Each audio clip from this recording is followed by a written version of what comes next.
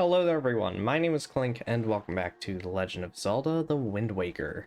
Today we are going to be entering this mysterious castle that I think we all know what it is, but now that we're down here below the ocean, after finishing at the Tower of the Gods last time, we can see what we got going on here.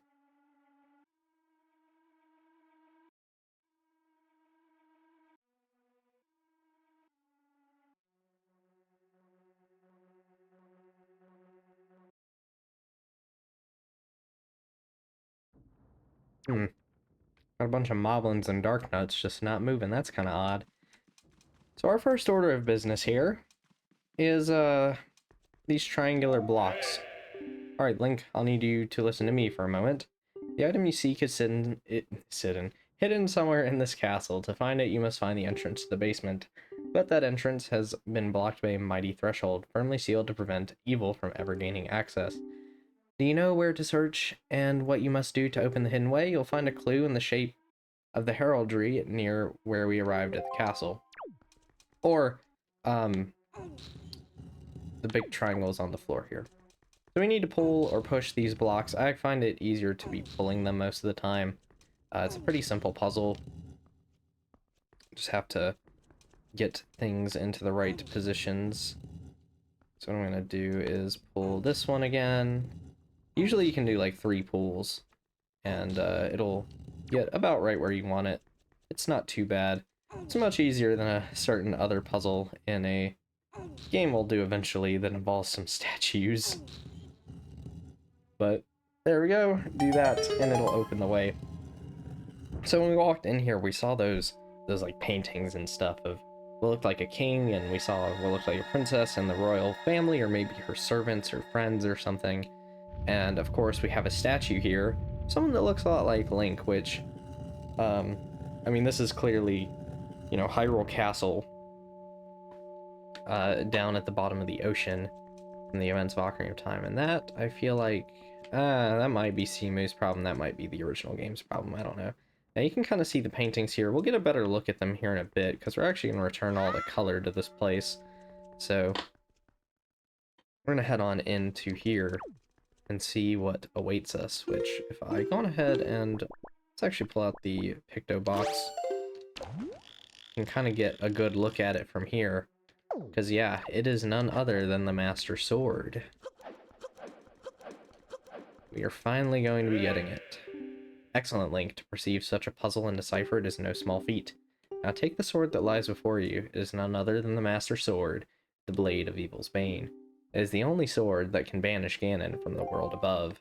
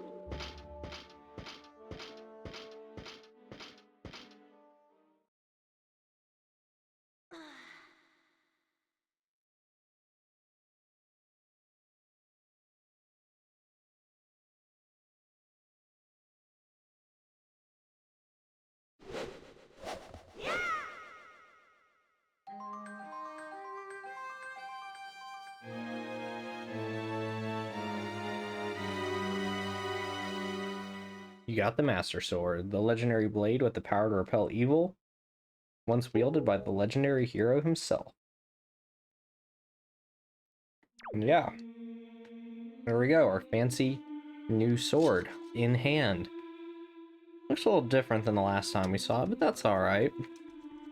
So, if we go around the edge here real quick though, you can see the sages from Ocarina of Time. I love how direct this is. There's no, like, debating that these are the sages, or that they are not the sages from Ocarina of Time. It is clearly Saria, Raru, and Ruto right here. You can see Ganon looking just like he did at the end of Ocarina of Time right there. There is Darunia, Impa, and Noboru. So it's very clear where we stand and where, or like what time this game Wind Waker is connected to. So this very much follows Ocarina of Time after the sages were awakened. So once you come back up here, you will have to fight all of these Darknuts and Moblins. This is a required encounter to finish the game. Have your grappling hook at the ready. Hopefully I can kill this Moblin, or the Darknuts can get rid of him a little bit for me. Can we get this? No. So to get the Knight's Crest, you do need to do a Helm Splitter. So you kind of have to get a little lucky for one of those, so we'll do that. Get the Darknut completely open, and we'll steal its Knight's Crest. After this encounter is the earliest in the game you can get 10 Knight's Crest. So after this point, you could go to Orca and give him 10 for his reward. There goes our first Darknut. Lots of Moblins as well, which we're going to be stealing their skull necklaces where we can. Let's see if I can't. There we go. Finish off this Moblin as well. I'll go for this one too. Yeah, you can see the electric gate right there. That'll kind of block you from going further forward. We're gonna go ahead and just do this. That should aggro the Moblin, or not. So we're gonna do that then. Yeah, you really don't want to get too many of these guys on you at once, so try to bait out one, maybe two at a time. This is what I mean, you can kind of do that to just cut off the armor of the Darknuts. Like how he just hit me, he's like, I'm leaving now. Give me your Knight's Crest, good sire.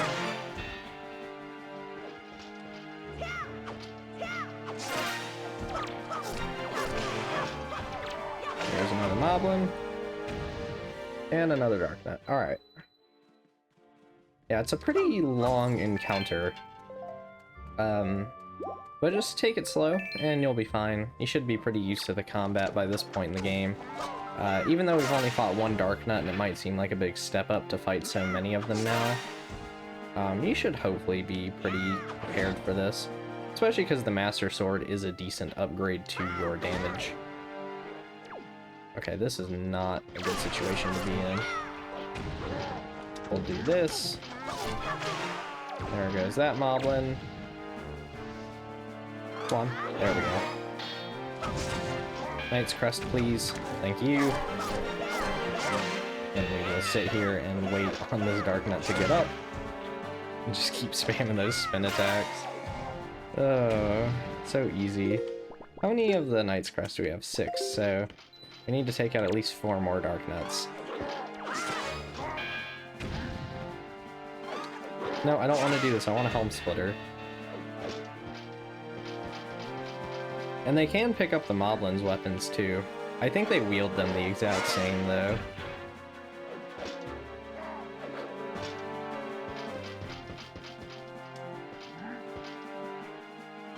There we go. Bonk. I don't get why you need to take the helmet off, because the Knight's Crest is clearly around their waist, so you would think you would just need to take off the chest plate. But nope. You gotta take off the helmet too. Or really, you only need to take off the helmet, which is what makes it even more strange to me. We'll go ahead and take all these spoils, because I do want the extra rupees and whatnot. Go ahead and do this. Just sneak up behind them and get that, and Helm Splitter. Yeah, I don't know if this game actually calls that the Helm Splitter, by the way, but it's just a technique in Twilight Princess that is called the Helm Splitter, so I just kind of carry that terminology over to this game. Is there anything over here? I don't remember if there's any enemies over this way. Just hiding out over here. I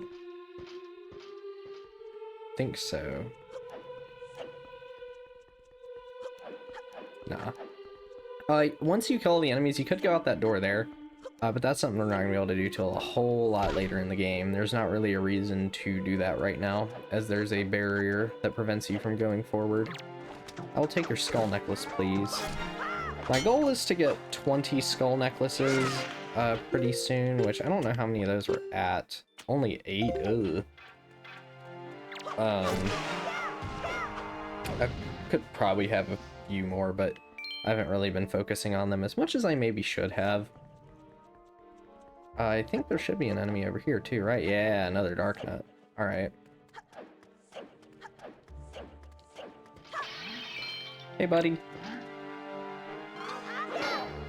Ah, see, that's what I mean. Like, sometimes the Helm Splitter just doesn't actually work for some reason. I want your Knight's Crest. You gonna pick up your weapon? What you doing here? Have your sword, please. I beg of you to pick it up. Do I just need to kill you anyway? Okay. Please drop a Knight's Crest. Usually I think they're just about guaranteed to drop them, but it's kind of annoying if they don't. So I just like to make sure I actually grab it off of them to be sure. And we're still not quite done. There's a few more enemies up at the top here. I think there's gonna be one more Dark Nut and just a bunch more Moblins.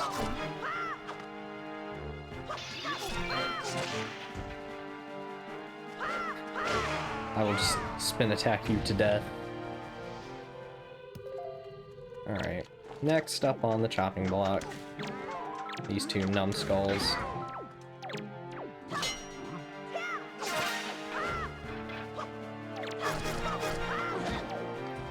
Oh! What? Oh my god. That's so dumb. Just shoving me off the ledge like that, you jerk. Come on. There we go. Alright.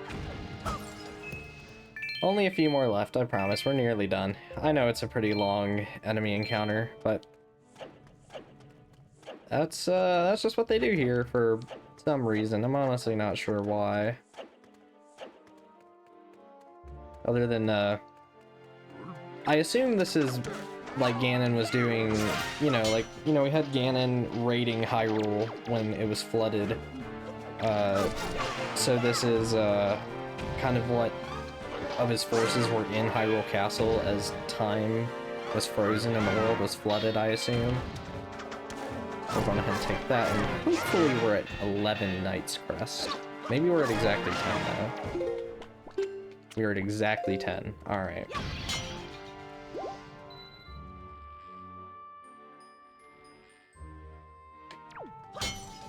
Gone ahead and hit that to, do some stuff and things, and we are good to get on out of here. So head up to this doorway, and we can go talk to the King of Red Lions once again. Wherever he is. There he is. Hey, buddy. At long last, our preparations are complete. You must return to me so that we can return by the same path that brought us here. The time has come to save your sister from her prison in the Forsaken Fortress. Hurry, Link. Alrighty. Up to the surface we go.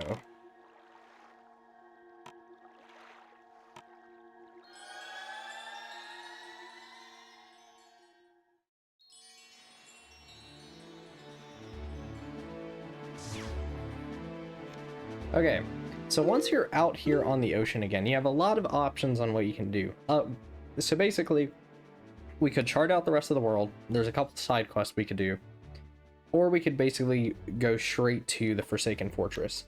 What I'm going to do is, one, open up the treasure charts we got in Tower of the Gods, just so that we have them opened. That looks like Six Eye Reef right there. That is going to be the Paw Print Isle, which is up here. So I don't have a ton that I intended to do today. I think what I'm going to do is spend the next maybe 2 parts after this mapping out the rest of the world. We will go to Forsaken Fortress pretty soon, I promise. I actually am going to spend probably like 3 parts in a row on some story stuff once we do go to Forsaken Fortress, either 2 or 3. But I want to get the rest of the world mapped out before we do that, just so I have it. Because in the next part, I am going to get the fast travel. But these 2 spots on the map are just really bothering me, so I want to get them done today. So we're going to go on ahead and actually equip some map bait. And so it's going to just be a little bit of sailing, but what I'll probably do is after we get these, I'll end the part, and then we'll start at the Tower of Gods next time and make our way up towards the fast travel. Because this island's going to be nice to have on our map. We're actually going to need to come here soon. This is the Ice Ring Isles. This is going to be part of the main quest that we'll do in a little bit. But getting the map for it now will just be kind of helpful. So we'll go ahead and give this map fish his bait.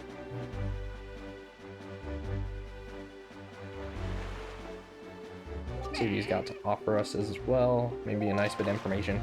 All this one's probably going to be is that we can go up to the Mother and Child Isle. So he's going to say 3 squares west and 4 north or something. 4 squares north, 3 squares west. West. And we'll get the power to melt ice. So that's nice and all, but I am facing north, aren't I? Yeah. I want to be facing this way because we're going to go get this island, which I think is... We already have the Isle of Seal, right? I actually have no idea what this one is then. This might be Shark Island.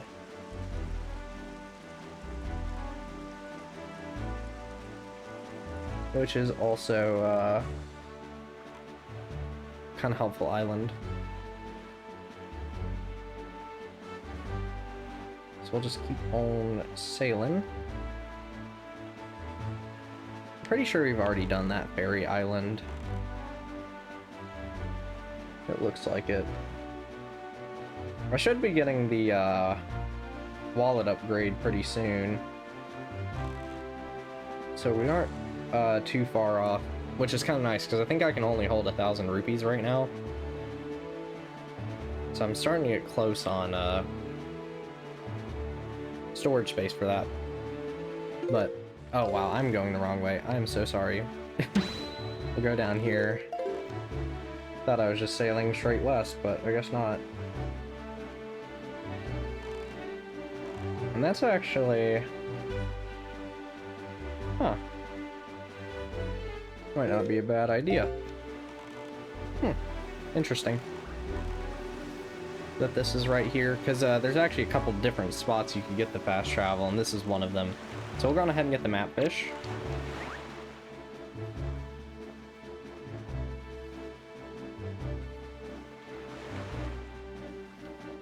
And this will be the last thing that I do for today, actually.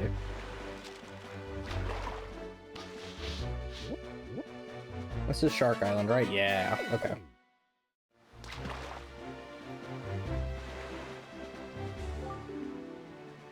Never been caught in one of those cyclones. The wind deity Cyclos uses their cyclones to fly across the sea instantaneously, or so I've heard.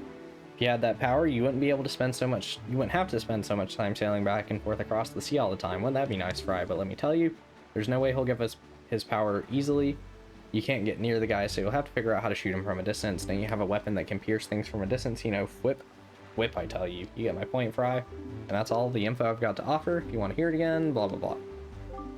Alright, so yeah, with that, I will end this part here, and I will see you guys next time where we will be meeting Cyclos. So I'll see you then. Bye-bye.